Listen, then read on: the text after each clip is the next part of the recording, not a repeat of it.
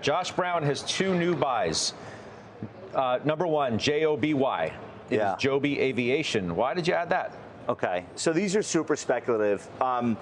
Joby is, so let me talk about both. Go ahead. Talk about both because they fit together. Yes, Joby and the other one is Archer. I took starter positions in both of these names. They probably shouldn't even be public. These are pre-revenue, obviously pre-earnings situations, but they are working on something that I think has massive potential over the next 10 or 15 years. I don't know if this is the best possible timing, but it's my timing. So basically what's happening is this.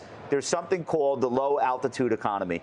And Adam Jonas at Morgan Stanley, who covers Tesla, put out a massive report on the low altitude economy, meaning sub 1 mile above the Earth's surface. So delivery drones would probably be the first thing that we're seeing or we will continue to see. But where that's going to go next is transportation.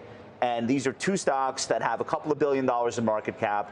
And they came through this window of the 2020, 2021 bull market for experimental technologies. And that's the only reason why you can invest in them now in the public markets.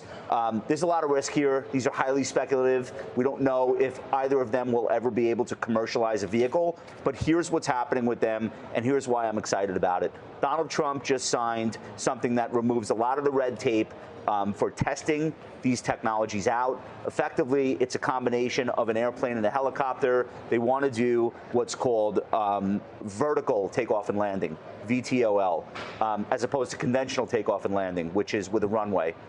If they can get certifications, which is the next catalyst over the next 6 months to a year, I think there will be a revenue model. In the case of Joby, this one is 9% owned by Toyota. It's got a lot of other high-profile investors. They're building out the Uber of the skies. They want to build a taxi network. In the case of Archer, they've got a prototype called Midnight. You can look on YouTube. They just managed to do a conventional takeoff and landing that worked successfully for the Midnight vehicle. That one is not looking to launch a taxi service, but looking to actually sell these. I think the most obvious use case is highway traffic accidents, getting people lifted up and to a hospital immediately. Eventually, they'll take us to the Hamptons. But again, these are very speculative ideas. I don't recommend people with a low risk tolerance even consider them for their portfolio.